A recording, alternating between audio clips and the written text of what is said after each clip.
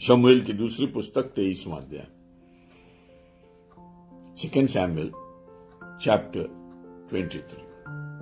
दाऊद वापस आ गया, यरूशलेम में स्थापित हो गया। उसके पाप का बोझ उसके ऊपर से उतर गया, दोष भावना उतर गई,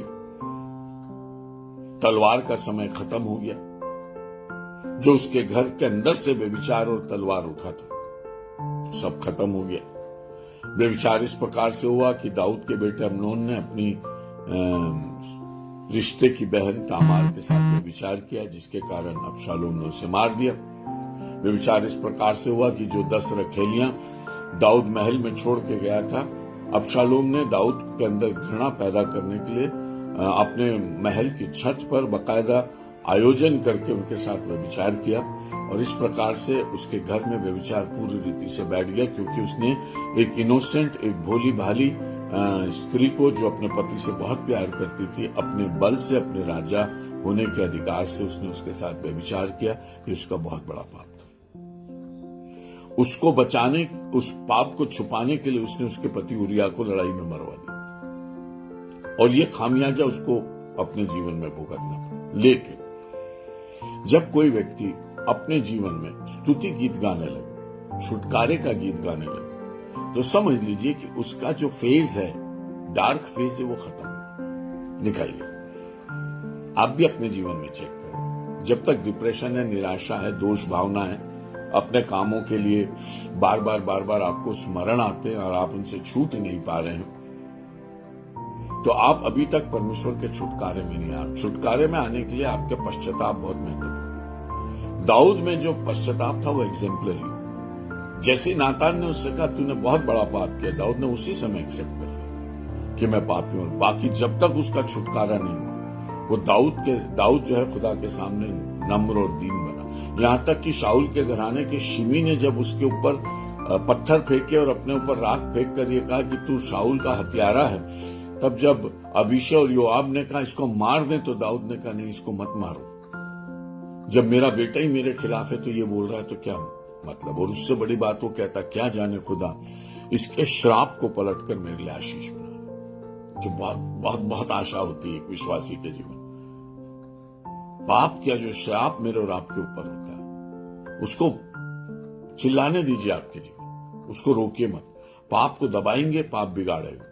धन्य वे जो अपने पाप को मान लेते हैं, क्योंकि उसे क्षमा मिलती है, और जो अपने पापों को छुपाता है उसको क्षमा नहीं मिलती। नीति वचन की पुस्तक। अपने जीवन को खुली किताब के समान रख लें, खुदा के सामने कुछ छुपा नहीं सकते। जैसे अधोलोक होता है वैसे मनुष्य का मन होता है, दोनों परमेश्वर के सामने खुले रहते हैं। एक फ्यूटाइल एक्सरसाइज हम करते रहते हैं जब तक हम अपने गुनाहों को छुपा के खुदा को कहते नहीं मैं तो ठीक हूं, मैं तो ठीक। ये बहुत बड़ी नादानी है, ये ऑस्ट्रिसाइजेशन है। मतलब जैसे शतुरमुर्ग जो रेगिस्तान में रहता, बहुत बड़ा पक्षी होता और वो बहुत दौड़ता जब शिकारी उसके पीछे लगता है, लेकिन एक जगह जब वो हार जाता है और थक जाता है तो वो रेत में अपना सिर गाड़ देता। छोटा सा सिर होता, बदन बहुत बड़ा होता। वो सोचता सिर गाड़ लेने से शत्रु उसको देख नहीं पाएगा। ये उसकी नादानी। परमेश्वर से भागकर मैं कहां जाऊं? आकाश में चढ़ूं तो तू वहां है, गहरे समुद्र में जाऊं तो भी तू वहां है। कोई जगह नहीं ऐसी, तीनों लोक में कहीं भी जाके छुपने की कोशिश कर, नहीं छुप सकते। दाऊद मुझे और आपको ये सिखा, अगर गिर गए तो कोई बात नहीं, उसी समय उठो। दाऊद ने पश्चाताप में कोई टाइम नहीं रखा। आज जो हमारे मसीह जीवन में सबसे बड़ा प्रॉब्लम है कि हम पाप तो करते लेकिन पश्चाताप तक आने में हम बहुत देर लगाते। इसलिए होशे नबी की पुस्तक में लिखा है 8वें अध्याय के 5वें वचन में, वे अपने आप को पवित्र बनाने में कब तक विलंब करते, डिले करते, आना नहीं चाहते। उड़ाऊ बेटे की कहानी मुझे और आपको परमेश्वर के हृदय को बताती। परमेश्वर रोज इंतजार कर रहा, मेरा बेटा आएगा, मेरा बेटा आएगा, लेकिन बेटा आपके विषय में सोच भी नहीं रहा। लेकिन जब वो अपने आपे में आता है तब अपने खुदा के घर लौट जाता है। पश्चाताप की सुंदर वानगी दाऊद के जीवन में मुझे और आपको मिलती, और कैसे गिरकर भी यहोवा हमें उठाकर बहाल करता, क्योंकि परमेश्वर हम पर अपनी दया और अपनी कृपा का हाथ रखता। कोई ऐसा पाप नहीं, कोई ऐसी बुराई नहीं जिसको मसीह धो ना सके। शर्त यह है कि हम पश्चातापी हृदय से, नम्र हृदय से, अगर प्रभु के सामने रिटाई करेंगे तो कोई ऐसा पाप नहीं जो आप अपने जीवन से मिटा लें, बना ही रहेगा। दोनों एक्सट्रीम, इसलिए इसको समझे। सो दाऊद को जब लड़ाई से विश्राम मिला, फलिस्तियों से लड़ रहा था, बहुत थक गया, तो उसको अभिषय ने बचाया, क्योंकि एक बहुत बलवंत और ऊंचे डॉल वाला व्यक्ति उसको मारने के लिए खड़ा हुआ। उसका जो भाला था, उसका फल ही झुलाए की डोंगी के समान। अभिषय ने उसे मार दिया, और उसी दिन लोगों ने डिसाइड किया कि अब दाऊद लड़ाई पर कभी नहीं जाए, हमारा दिया बुझ जाएगा। इसका जीवित रहना, सुरक्षित रहना हमारे लिए जरूरी है, क्योंकि प्रभु का अभिषेक जाना। देखो, आप चाहे कितना भी अपने दिमाग से कितना भी दौड़ लो, लेकिन अभिषेक सिर चढ़ के बोलता। और दाऊद का गिरना और उठना लोगों के लिए एक बड़ी गवाही का कारण हो गया, और वो ये जानने लगी कि ये परमेश्वर का अभिषेक। उसने बहुत सारा जो हमारा जो 22वां अध्याय, उसको हमने 2 सेशंस में देखा है कि कैसे परमेश्वर ने धन्यवाद दिया परमेश्वर को। दाऊद ने ये कहा, परमेश्वर ने मुझे बचाया है, और कैसे वो मुझे छुड़ा कर लाया है, और अब उसने मुझे भविष्यवाणी भी करता प्रजा के रगड़ों झगड़ों से छुड़ा कर रखा है, और अन्य जातियों में प्रधान होने के लिए मुझे फिर से खड़ा किया है। और जाति जाति के लोग आएंगे, मुझसे समझौता करेंगे, मेरे सामने दीन बनेंगे, नम्र बनेंगे, परदेसी आकर मेरी चापलूसी करेंगे। ऐसी भविष्यवाणी वो कह रहा है, आत्मा में मगन हो। जो अभी अपने बेटे से अपने राज्य को बचाने के लिए, जान बचाने के लिए भाग रहा था, वो कह रहा है कि आसपास के सभी लोग मुझसे आकर संधि करेंगे, मेरे चरणों में गिरेंगे और मुझसे मेल मिलाप रखने का प्रयास करेंगे। ये दाऊद की भविष्यवाणी, अर्थात परमेश्वर उसको अपलिफ्ट कर रहा, ऊंची स्थानों पर खड़ा कर, ऊंची चट्टान पर परमेश्वर उसे खड़ा कर। आज जो अध्याय मेरे और आपके सामने 23वां अध्याय, ये उससे भी अद्भुत है। दाऊद का स्तुति, धन्यवाद और अपने जीवन के लिए परमेश्वर की भविष्यवाणी कि उसकी मृत्यु तक वो देखेगा कि लोग उसके चरणों में आएंगे, उसका आदर करेंगे, स्वागत करेंगे। बहुत अच्छी भविष्यवाणी। उसके पूरे लाइफ टाइम को उस ब्रैकेट में डाल दिया, उस बाकी जीवन कि अभी वो कैसा है, कैसे वो रीएस्टैब्लिश हो गया प्रभु में, कैसे प्रभु उसे आनंद दे रहा है, कैसे वो फिर से स्थापित होगा, और कैसे परमेश्वर उससे ऊंचे स्थानों पर रखेगा। ये सब बातें वो 22वें अध्याय में कहता है। 23वें अध्याय में वो कुछ और आगे कहता है, जो मेरे आपके लिए बहुत जरूरी। यीशु मसीह प्रचार कर रहे थे, और लिखा, अचानक उसने सिर उठाया और निराले में कहा, निराले समझते, वो बात सुनने वालों के लिए है ही नहीं, निराली बात। हे पिता, मैं तुझे धन्यवाद देता हूं कि तूने ये भेद जगत के बुद्धिमानों से छुपा रखा और अपने बच्चों पर प्रकट किया। परमेश्वर में तेरी स्तुति। अब जो परमेश्वर के गूढ़ भेद लेकर यीशु मसीह चल रहे थे और आम लोगों को जो सिखा रहे थे, उससे जो उनको आत्मा में आनंद मिल रहा था, उसको कहीं तो निकलना था ना। देखिए, जब आप खुदा के मिशन में है, खुदा आपको अपने आत्मा से भर रहा है, तो वो आत्मा की परिपूर्णता वो भरपूरी निकलेगी ना। छुपा के तो नहीं रख सकते ना, आप दबा नहीं सकते ना। जब पेंटिकॉस्ट का दिन आया, जब पवित्र आत्मा उतरा, तो कोई कुछ छुपा नहीं सका, कुछ दबा नहीं सका। परमेश्वर के महान कामों का वर्णन होने लगा। वे भी निराले में बोलने लगे और अन्य भाषा बोलकर परमेश्वर की बड़ी बड़ी बातें करने लगे। मनुष्य जब निराले में बोलने लगे तो समझ लेना वो अपनी ऊंचाई पर पहुंच गए। आपके रेफरेंस से ऊपर आप खुदा के रेफरेंस से बातें करने लगते, और ऐसी बातें कर रहे हैं जो आप परमेश्वर से आपस में सीधे बात कर रहे हैं, और उसको धन्यवाद दे रहे हैं। बेनिफिशियरी सामने सुन रहे हैं, लेकिन धन्यवाद खुदा को दे रहे हैं। ऐसी बात कह रहे हैं जिसको सुनने वाले शायद ना समझ पाए, लेकिन खुदा समझ रहे। कुछ ऐसी बातें भी तो होती हैं जो खुदा और हमारे बीच में। किसी ने कहा है, अशआर मेरे यूं तो जमाने के लिए है, लेकिन कुछ शेर फकत उनको सुनाने के। कुछ बातें ऐसी जो केवल खुदा से ही बोल सकते। यूं तो सुसमाचार तो जमाने को सुनाएंगे, सब सुनेंगे, लेकिन कुछ बातें ऐसी जो खुदा और मेरे बीच में। और वे बातें परमेश्वर पुत्र निराले में अपने अंदर, और ऐसी अनेक बातें थी। पतरस से कहते, पतरस, स्वर्ग में विवाद हुआ, शैतान ने तुझे मांग लिया, मैंने तेरे लिए दुआ की, जब तू अपने आपे में आए तो अपने भाइयों की सुनी। अब ये इसका पतरस से क्या संबंध? पतरस को मालूम ही नहीं। पतरस को क्या मालूम स्वर्ग में क्या हो? निराली बात है। स्वर्ग की हैपनिंग को, रियल हैपनिंग को, जिसका बेरिंग उस समय पतरस के जीवन पर सीधा है, उसको यीशु मसीह डिस्क्लोज कर रहे। निराली बात है। देखिए, खुदा जब बातें करने लगता तो जब हम उसके साथ घनिष्ठता में चलते ना तो हमसे निराली बातें करते। मेरे विश्वासी भाई बहन, कहां खोए हुए हो? निराले में आओ ना। जब तक निराले में नहीं आए हमने कुछ किया ही नहीं अपने आत्मिक जीवन। ऐसी बातें जो आपके अंदर, पौलुस कहता है कि जब कोई अन्य भाषा में बात करता है तो वो परमेश्वर से बातें करता है, निराले में आ जाता है। आजकल हम अन्य भाषाओं को दूसरों को सुनाने के लिए उपयोग में कर नहीं।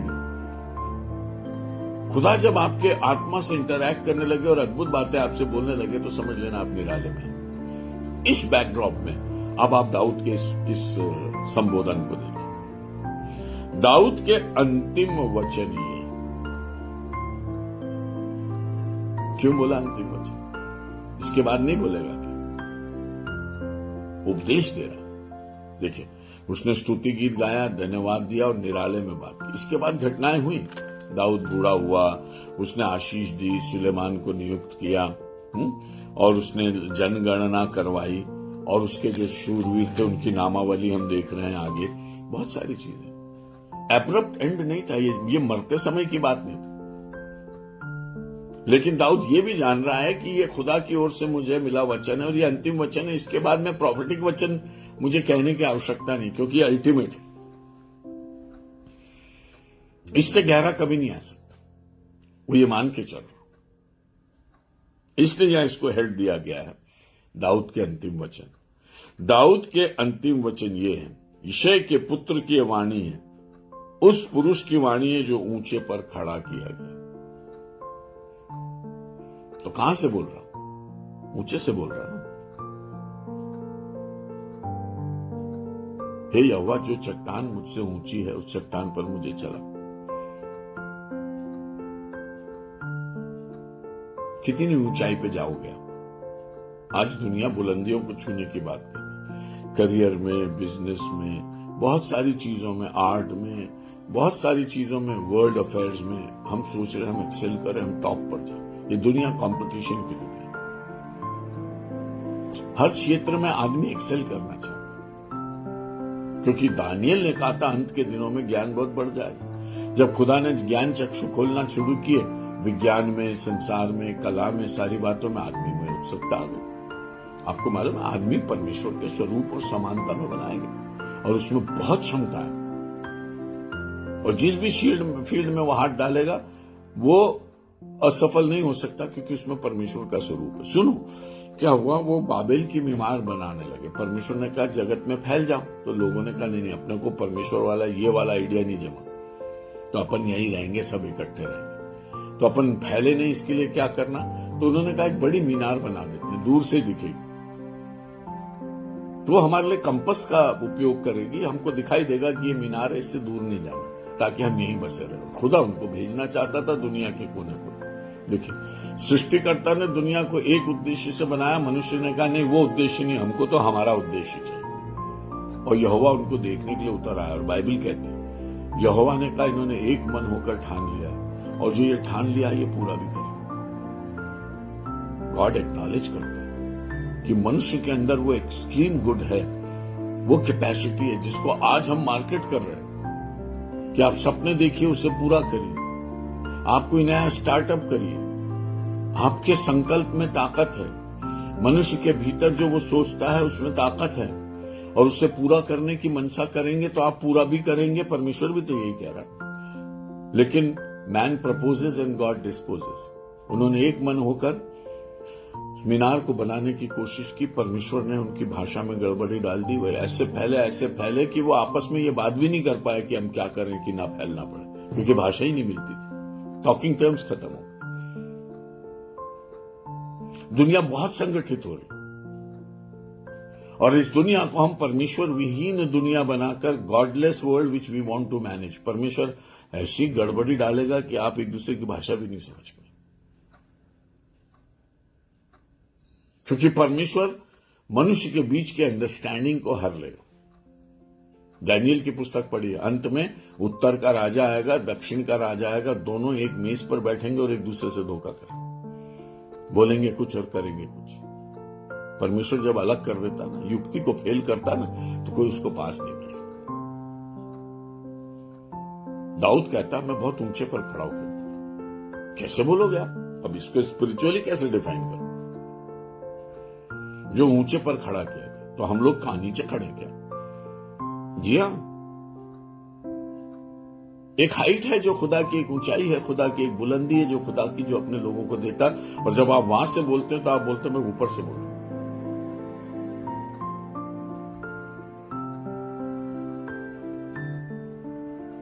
यहेजकेल की पूरी पुस्तक में वो कहता है मनुष्य की संतान, खुदा बोल रहा है, थस सेथ द लॉर्ड।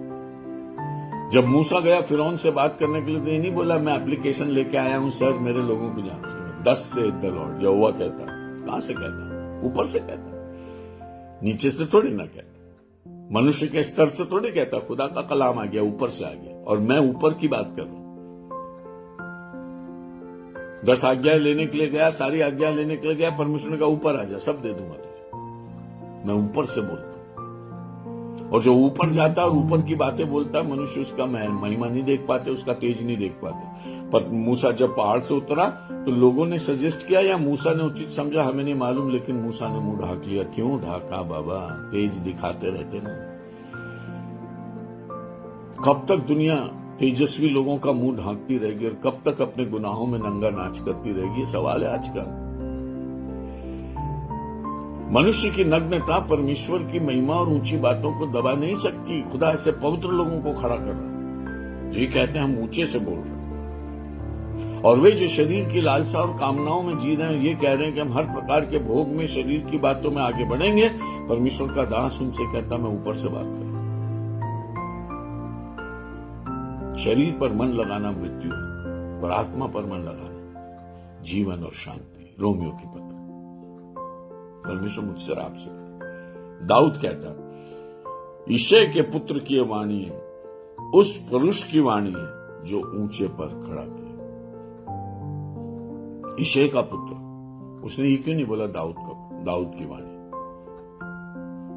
क्योंकि परमेश्वर यिशै का वर्ड को यूज कर रहा। देखिए, यशायाह नबी की पुस्तक में यीशु के जन्म से लगभग 750 साल पहले यशायाह ने कहा यिशै की ठूंठ से एक डाली निकली। यिशै वो ठूंठ के समान जिसमें से जीवन की डाल निकली, जिससे सूखा समझते हैं हम, कहते हैं उसमें कोई जीवन नहीं है। उस ठूंठ में से परमेश्वर डाली निकालेगा। यिशै के पुत्र की ये वाणी, मेरे परमेश्वर जो मुझसे वाचा बांधता है उसकी वाणी है, जिसने इब्राहिम से कहा तेरी संतानों में मैं आशीष दूंगा, ये उसकी वाणी है। वो यिशै जिसको परमेश्वर ने चुन लिया कि उसके पुत्र के द्वारा परमेश्वर की महिमा हो, उसकी वाणी। Chosen by God beforehand. हम भी मसीह की संतान है। कहिए मसीह के पुत्र की वाणी है, मसीह के पुत्र की वाणी है।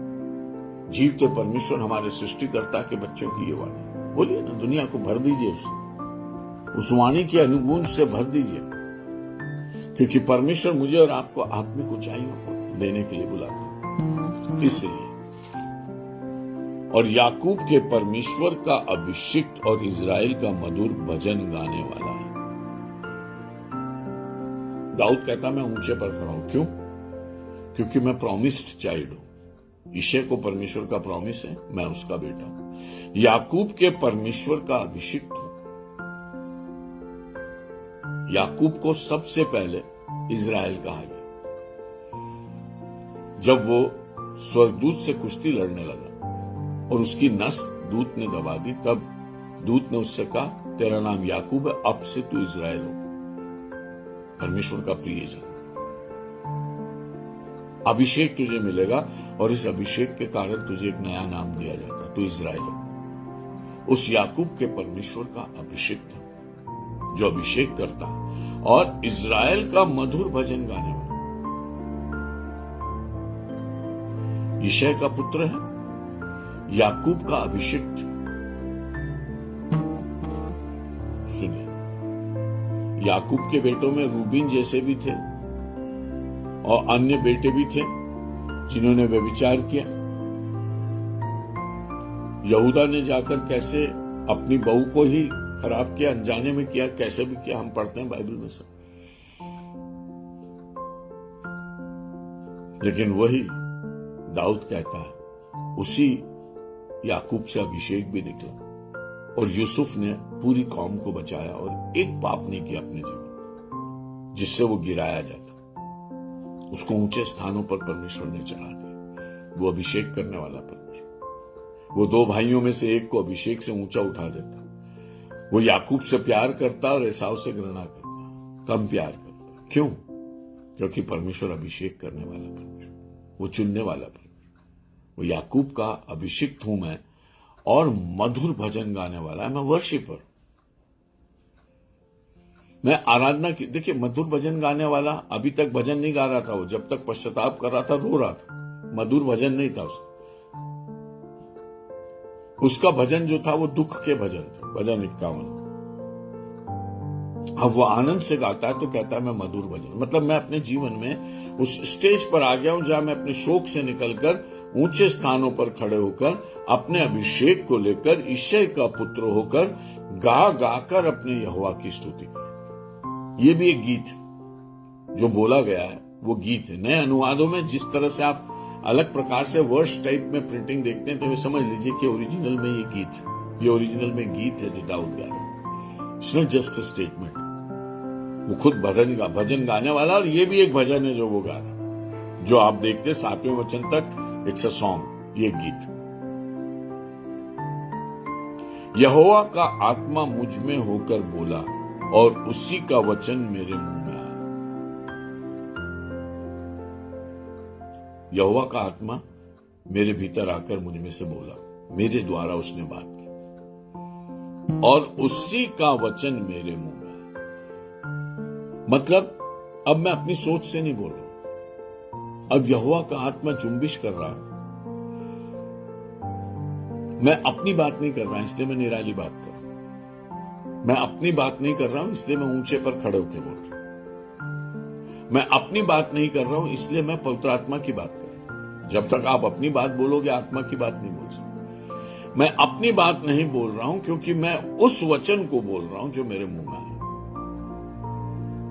सुनिए ना, यशायाह नबी कहता है, मैं जंगल में पुकारने वाले का एक शब्द, यहोवा का मार्ग सीधा कर। यूहन्ना बपतिस्मा देने वाले के लिए भविष्यवाणी, मुझे मत देखो, मेरे रूप को मत देखो, मेरे भारी शारीरिक रूप को मत देखो। मैं एक आवाज हूं, मैं किसी की आवाज, मुझे मत देखो। जो आवाज में लेके आया हूं उसको सुनो ना। Extreme and beautiful preaching of the word of God. Daud कह रहा मुझे मत देखो, वो बात सुनो जो मैं कह रहा हूं। और सुंदर सेवकाई तब है, आत्मा से भरकर सेवकाई तब है, प्रॉफिटिक मिनिस्ट्री तब है जब आप ये कह सके मुझे मत देखो, उस वचन को सुनो जो मैं कह रहा हूं। आजकल बहुत सज धज के प्रॉफिट्स आ रहे जो मानो ये कह रहे हैं कि मेरी बात तो बाद में सुनना, पहले मुझे देखो मैं कितना स्मार्ट हूं। जंगल में रहता था यूहन्ना, ऊंट के रोम का वस्त्र पहनता था, टिड्डी और वनमधु खाया करता था। बिल्कुल जो आम आदमी का जीवन है उससे बिल्कुल अलहदा जीवन, क्योंकि वो ये कहता मुझे मत देखो, मेरी आवाज सुनो। और जब वो बोलता था तो लोग शहर से खींच के चले आते थे और कहते थे हमें बपतिस्मा। आपको मालूम है उस समय यूहन्ना का बपतिस्मा मंदिर में प्रचलित नहीं था। महायाजक बहुत गुस्सा हुए, ये कौन सा बपतिस्मा नया शुरू हो गया, इसको रोको, इस आदमी को, मंदिर में क्यों नहीं आता है। जकरिया का बेटा, जकरिया पे एक्शन लो, जकरिया का बच्चा ऐसा क्यों कर रहा। लेकिन प्रॉब्लम यह था कि महायाजक और शास्त्री कुछ भी नहीं कर पाते थे। भीड़ की भीड़ जाती थी यरदन में और बपतिस्मा लेते, और लोग कहते थे अब हम चोरी नहीं करेंगे, डाके नहीं डालेंगे, गंदे काम नहीं करेंगे, लिखा हम। यूहन्ना से पूछा हम क्या करें, तो यूहन्ना ने कहा किसी से गलत पैसा नहीं लेना, किसी पर अत्याचार नहीं। क्लेंजिंग ऑफ द सोसाइटी, जो करप्ट सोसाइटी उसको क्लेंज करना जरूरी, ताकि परमेश्वर की वाणी ऊपर से नीचे उतर सके। करप्शन आजकल बहुत ज्यादा। किसी ने कहा परमेश्वर ने इस दुनिया में कलीसिया की स्थापना की, लेकिन कलीसिया में आजकल बहुत दुनियादारी दिखाई देती। God created His church in this world. But in this world, you see a lot of world in the church. मैं ऊपर से बात कर रहा हूं, मैं पुकारने वाला, मैं आपसे कह रहा हूं ये बहुत एक्सेल्ड स्टडी है जो मेरे और आपके सामने परमेश्वर ने। मनुष्य अपनी सुध-बुध में गा रहा है, धन्यवाद दे रहा है, वो तो बहुत अच्छी बात है। व्यभिचार के पाप से निकल गया, हत्या के पाप से निकल गया, उसने एग्जेम्पलरी पश्चाताप मेरे और आपके सामने रखा कि कैसे परमेश्वर के सामने दीन बने, सब खूबसूरत बात है। लेकिन अब वो बात कह रहा है जो खुदा के घर से उसके लिए आई। देखिए, आदमी गिरा तो कैसा बुरा गिरा, लेकिन उठा तो कैसा उठा। इसलिए अपने गिरने पर निराश मत हो, अपने उठने की लालसा रखो कि खुदा मैं ऐसा बोलूं कि कह सकूं कि मैं नहीं बोल रहा, यहोवा बोलता है, thus saith the Lord। कब बोलेंगे हमें यहोवा यूं कहता? कब कहेंगे हम अपनी कलीसिया को, कब कहेंगे इस दुनिया को यहोवा यूं कहता? ऊपर से वचन मिलेगा तभी कहोगे ना, नहीं तो आप कहोगे मैं कहता हूं, दुनिया कहेगी ठीक है हम सुनते हैं,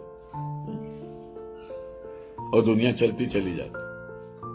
इस युग की तुलना में किन लोगों से कहूं, ये उन बच्चों के समान है जो कहते हैं हमने बांसुरी बजाई तुम नहीं नाचे। यीशु मसीह कहता, ये दुनिया है ना तमाशे की जगह।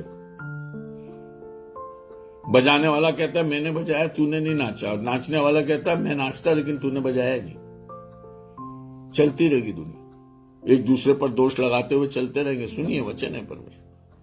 इस समय में सबसे ज्यादा जरूरी है कि हम ये कहें यहोवा यूं कहता। यह परमेश्वर की वाणी है जो ऊपर से उतरी है, जो निराली है, जिसकी आप अपेक्षा नहीं करते। जब वो वचन आ जाए तो समझ लीजिए निराला, जो आपकी सोच से परे लेकिन किसी दास के द्वारा आपको मिल जाए तो समझ लेना निराला। दाऊद आम बात नहीं कर रहा, दाऊद एक बहुत अद्भुत बात कर रहा, और वो ये कहता, इजराइल के परमेश्वर ने कहा, इजराइल की चट्टान ने मुझसे बातें। तीसरा वचन है कि मनुष्यों में प्रभुता करने वाला एक धर्मी होगा। परमेश्वर ने मुझसे बातें की, और क्या बातें की? देखिए, इब्राहिम में प्रॉमिस था, याकूब में प्रॉमिस था, दाऊद में प्रॉमिस था, और यीशु को तो दाऊद की संतान ही कहा गया, और यीशु दाऊद के सिंहासन को अंतिम अनंत सिंहासन कहा कि दाऊद का सिंहासन यीशु को मिलेगा, और यीशु दाऊद की संतान होगी। यीशु मसीह एक जगह से जा रहे थे, एक अंधा सड़क किनारे बैठा हुआ था। लोग उसको यीशु नासरी कह रहे थे, बड़ई कह रहे थे, बड़ई का बेटा कह रहे थे, मालूम नहीं कहां से आ गया, मालूम नहीं क्या कर रहा है, दुष्ट आत्माओं की सहायता से कर रहा है, क्या कर रहा है। कई लोगों को तो कुछ समझ में नहीं आ रहा था। तब अंधा चिल्ला रहा था, हे यीशु नासरी, दाऊद की संतान हम पर दया कर, तू जो नासरत से आया है, हे यीशु, नासरत के यीशु। जब यीशु यरूशलेम में प्रवेश करते हैं तो लोग कहते कौन है? बोले नासरत का भविष्यवक्ता यीशु। यीशु नासरी, दाऊद की संतान, मुझ पर दया कर। अनपढ़ आदमी रिलेट कर रहा दाऊद से, और पढ़े लिखे मंदिर में बैठे लोग कह रहे हैं कि ये बड़ई का बेटा, इसको दाऊद से मत जोड़ो। हेलो, सुन रहे हैं? आपकी सारी डिग्री और सारी पीएचडीज और सारी डिग्री धरी रह जाए, और सड़क के किनारे बैठा अंधा कह देगा, हे दाऊद, यीशु नासरी तू दाऊद की संतान, हे यीशु नासरी तू मेरा आत्मा का मालिक है, हे यीशु नासरी तू मेरे गुनाहों को क्षमा करके स्वर्ग ले जाने वाला है। सड़क के किनारे का अंधा कह देगा, और बड़े बड़े लोग अपने घर में बैठे रह जाएंगे। समझिए इसको, ये ऊपर से आई आवाज है, ये किसी का लिहाज नहीं करती। अगर मनुष्य अपने आप को ऊंचा करना चाहता है तो परमेश्वर को उसको गिराना भी आता, लेकिन जो परमेश्वर के सामने दीन बनता, परमेश्वर उसको शिरोमणि बनाता। कि मनुष्यों में प्रभुता करने वाला एक धर्मी होगा, जो परमेश्वर का भय मानता हुआ प्रभुता करेगा, हमेशा परमेश्वर के भय में रहे। लिखा है, यहोवा का भय उसे सुगंध सा भाएगा। यशायाह कहता, इब्रानियों की पत्री के पहले अध्याय में लिखा, तूने अधर्म से बैर और धर्म से प्रीति रखी, इसलिए परमेश्वर ने तुझे सब मनुष्यों से अधिक सम्मान दिया। इब्रानियों 1। वो एग्जॉल्टेड होगा, उसका धर्म परमेश्वर की ओर से होगा, वो प्रभुता करने वाला धर्मी होगा, और परमेश्वर का भय मानता हुआ प्रभुता करेगा। वो माता के गर्भ से प्रभु। यशायाह 9 में लिखा, हमें एक बालक दिया गया और प्रभुता उसके कांधे पर होगी। मतलब वो पैदा ही होगा ना प्रभुता को लेकर, प्रभुत्व के साथ पैदा होगा ना, बाद में आके प्रभु नहीं बनेगा। हमें एक पुत्र दिया गया, हमारे लिए एक बालक उत्पन्न हुआ, प्रभुता उसके कांधे पर हो। उसका नाम अद्भुत युक्ति करने हारा पराक्रमी परमेश्वर, अनंत काल का पिता और शांति का राजकुमार होगा। उसके राज्य का कोई अंत नहीं होगा। इससे अच्छा वर्णन और कौन कर सकता जो यशायाह ने किया। और कैसे दाऊद का वचन उसके साथ मैच करता, देखिए कितना खूबसूरत।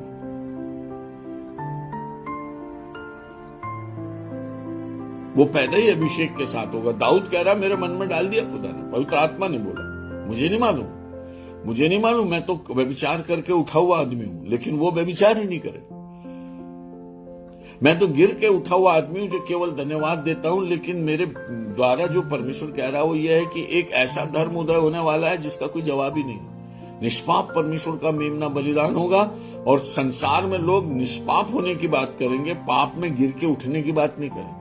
जो दाऊद को देखेंगे वो गिर के उठने की बात करेंगे, लेकिन जो मसीह को देखेंगे वो निष्पाप रहने की बात करेंगे। हालेलुया। वो प्रभुता लिए हुए लिखा है, जो परमेश्वर का भय मानता हुआ प्रभुता करेगा, fear of God and rule over man.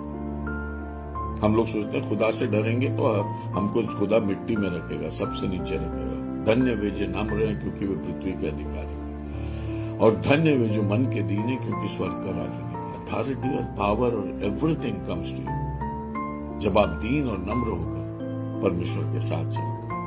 प्रभु यीशु मसीह ने बड़ी नम्रता और दीनता से परमेश्वर के भय में अपना जीवन व्यतीत किया, और इसलिए परमेश्वर ने उसको वो नाम दिया जो सब नामों में श्रेष्ठ है, न केवल पृथ्वी लोक पर लेकिन जो स्वर्ग में और पृथ्वी पर और पृथ्वी के नीचे सब यीशु के नाम पर घुटना टेके। और परमेश्वर की महिमा के लिए हर एक जीव कहीं भी हो, किसी भी लोक में अंगीकार करे कि यीशु मसीह वो त्रिलोकी नाथ है, 3 लोक का नाथ है। हर जगह से उसकी आवाज उठती है और हर जगह से लोग कहते हैं कि वही स्वामी। अमीर आदमी मरा, लाजर मरा। अमीर आदमी ने कहा लाजर को भेजो ताकि वो मेरे भाइयों को बताए। नरक से प्रचार हो रहा, अधोलोक से प्रचार हो रहा। क्या कि यीशु की बातें करवाओ, लाजर को भेजो। ऐसा नहीं हो कि मेरे भाई मेरे पास आ जाए। नरक प्रचार कर रहा, भाई हमारे पास मत आना। नरक आपसे कह रहा। आपके अजीज रिश्तेदार जो चले गए और खड्डे में पहुंच गए, वो ये कह रहे हैं, इंतजार कर रहे हैं जो न्याय और दंड का, वो कह रहे हैं हमारे पास मत आना। होंगे हम तुम्हारे माता पिता भाई बहन कुछ भी, हमारे पास मत आना, तुम खुदा के घर जाओ। नरक प्रचार करो। सारी दुनिया में यीशु ने कहा आकाश और पृथ्वी का सारा अधिकार मुझे दिया गया, जाओ और प्रचार करो। इस लोक में सबसे उत्तम काम, श्रेष्ठ काम जो मनुष्य कर सकता वो यीशु का प्रचार। स्वर्ग उसका गुणगान कर रहा,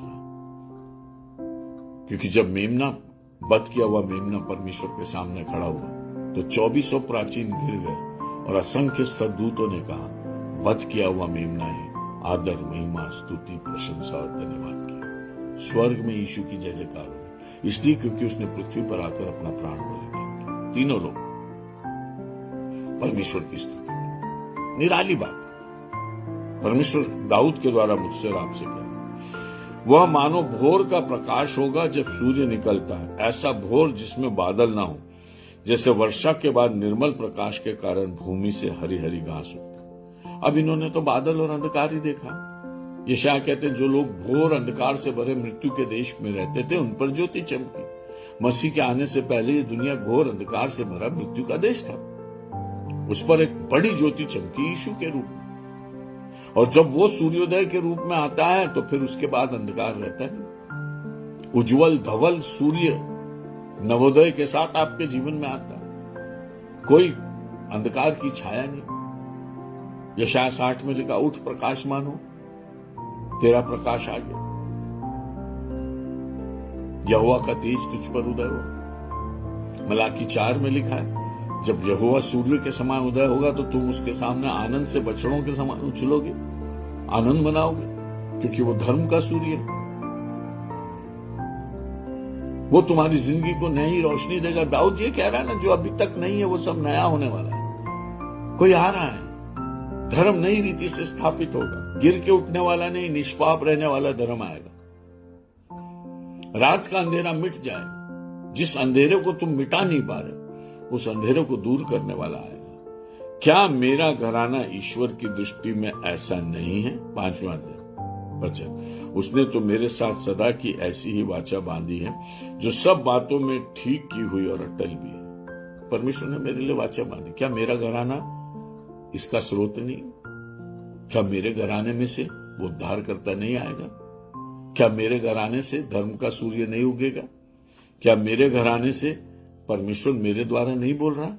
क्या मेरे घराने से एक ऐसा मनुष्य नहीं आएगा जो धर्म से भरा होगा? क्या मेरे घराने से ऐसा मनुष्य नहीं आएगा जो सारे जगत में अनंत काल तक प्रभुता करेगा? क्या नहीं होगा ऐसा? दाऊद निराले में पूछा, क्या यह असंभव है? क्या परमेश्वर कह रहा है ये होगा। कोई ताकत नहीं जो इसको रोक सके। ऊंचे स्थान से मैं तुमसे ये बातें कह रहा हूं, मानो दाऊद मुझसे और आपसे कह रहा है, वो आएगा। देखिए, जब ये पुराने नियम के लोग पढ़ते होंगे तो अभिभूत हो जाते, कौन है जो आने वाला? कौन है जो दाऊद की संतान? इंतजार की घड़ियां थी उनकी, लेकिन परमेश्वर ने उन पर दया की और उचित समय पर अपने मसीह को भेजा।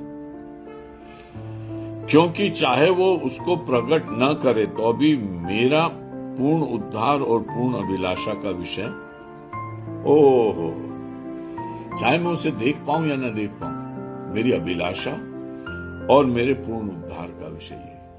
मैं अपने आप को एक उद्धार में पाता हूं, एक अभिलाषा में पाता हूं कि जीवन का कोई मतलब ही नहीं, अगर उसको नहीं देखा तो कुछ नहीं देखा, भले वो मुझे दिखाई नहीं। सुनो ना, हमें तो परमेश्वर के सामने अपने सिर को पटक पटक के रोना चाहिए कि दाऊद ऐसी भविष्यवाणी करके भी उस मसीह को नहीं देख पाया और हमको परमेश्वर ने मसीह का अनुग्रह दिया।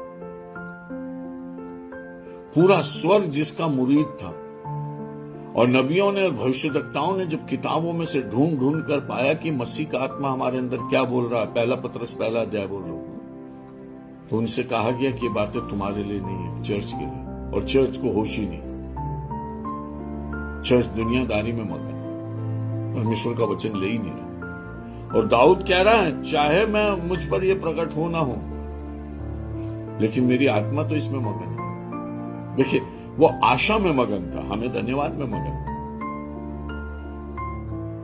कब आएगा, कैसे आएगा, दाऊद इस बात से ही मगन है क्योंकि खुदा ने बोल दिया, हमने देख लिया उसको आते हुए और उसने हमारे बीच में डेरा किया है। हमें धन्यवाद और स्तुति के साथ मगन हो, दाऊद के समान ही हम मगन हो और कहते, दाऊद जो तुमने बोला था वो हमने देखा है।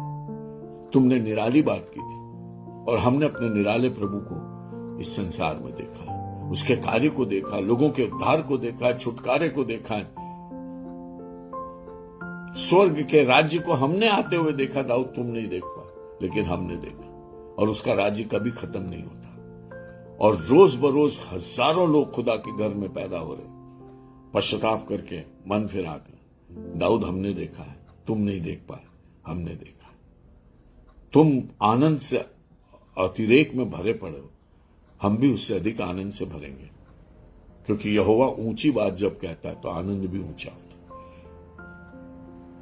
परमेश्वर का इन्विटेशन है, कहां मिट्टी में रह रहे हो आप, उठो ऊपर। कुलुस्सियों 3:1 में लिखा है, जब तुम मसीह के साथ जिलाए गए तो स्वर्गीय बातों की आशा में रहो। इस पृथ्वी की बातों पर मन ही मत लगाओ, लेकिन उन बातों पर मन लगाओ जहां तुम्हारा परमेश्वर विराजमान है। कुलुस्सियों 3:1 पढ़िए। धरती पर रहते हुए आसमान की ऊंचाइयों में उड़ो, नीचे रहते हुए ऊंची ऊंची बातें करो, संसार में रहते हुए मगन होकर निराली बातें करो जो लोगों को हिला दे और परमेश्वर के अभिषेक को इस दुनिया में उतारे। चर्च को परमेश्वर इनवाइट कर रहा है ऐसी बड़ी बात।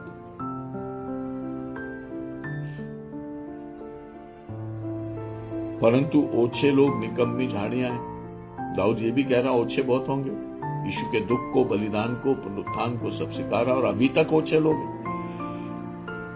जो परमेश्वर की बात सुनना नहीं चाहता और अपने शरीरों के अनुसार चलना चाहता। ओछापन मनुष्य का कम थोड़ी हो रहा, वो भी बढ़ रहा है ना, क्योंकि लिखा है पाप के बढ़ने के कारण ही अधर्म लोगों का प्रेम ठंडा हो जाए।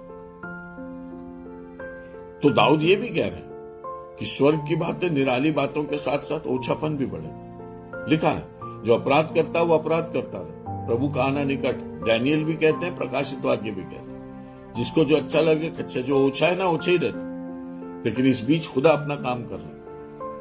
और धर्मियों को इस बात को समझना है कि तुम्हारे खुदा ने तुमसे कहा है, तुमको ओछों के बीच में छोड़ा है, ऊंचे पर रहना और ओछों के बीच में रहना, और ओछों को अपना ओछापन करने दो, लेकिन तुम परमेश्वर की निराली बातों पर बने, क्योंकि जब उसके सामने खड़े होगे तो कोई ओछा तुम्हारे साथ नहीं होगा, लेकिन खुद निराला खुदा तुम्हारे सामने। तुम ओछों के साथ स्वर्ग में नहीं रहोगे, तुम परमेश्वर के बच्चों के साथ, परमेश्वर की उपस्थिति में, उसके सिंहासन के सामने मसीह के साथ सदा रहो। ओछों से मत डरो, ओछों के सामने और खुदा की स्तुति करो, ताकि परमेश्वर तुम्हें बुलंदियां और ऊंचाइयां प्रदान करे। परंतु जो पुरुष उनको छुए उसे लोहे और भाले की छड़ से सुसज्जित होना चाहिए, इसलिए कि अपने स्थान में आग से भस्म कर दिए जाएंगे। झाड़ी को हाथ से नहीं पकड़ा जाता, नीति वचन में लिखा, उसको लोहे से दबाया जाता, कुल्हाड़ी से काटा जाता, सीधे ही झाड़ी पर हाथ नहीं लगाना, कांटे चुभते। परमेश्वर कहता पवित्र आत्मा तुम्हें दिया गया। ये जो ओछों की झाड़ियां है ना, इसको यीशु नाम की चट्टान से, यीशु नाम के उस रॉड से, सरकंडे से जो यीशु के नाम का है, उससे इनको मारो, ताकि तुम इनका नाश कर सको। लिखा है जब स्त्री ने बालक उत्पन्न किया, स्वर्ग में शैतान खड़ा हो गया कि मैं उसको निगल लूं, लेकिन वचन कहता वो लोहे का राजदंड लिए हुए पैदा हुआ।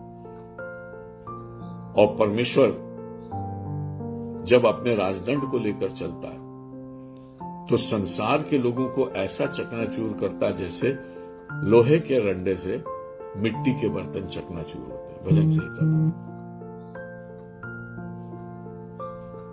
तुम्हें चकनाचूर करने के लिए बुलाया गया। तुम देखोगे संसार को चूर होते हो, और तुम देखोगे ऊंची बातों को, बुलंदी की बातों को तुम्हारे जीवन में। परमेश्वर आज मुझे और आपको एक ऊंचे स्थान पर बुलाया।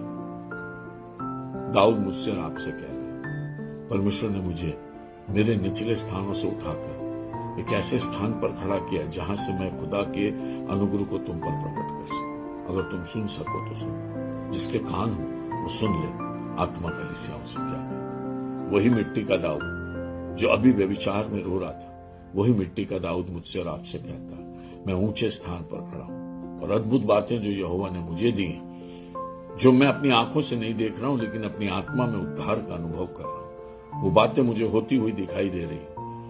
भविष्य में भविष्यवाणी की आंखों से मैं सब देख सकता हूं, शरीर की आंखों से मैं उसे नहीं देख पाऊंगा, लेकिन मैं तुम्हें ये संदेश देता हूं। प्रभु मेरी और आपकी रक्षा करे, सहायता करे कि हम प्रभु के अनुग्रह को पाकर उन ऊंचे स्थानों से अपने प्रभु की महिमा को देख सके। प्रभु आपकी रक्षा करे और आपकी सहायता करे।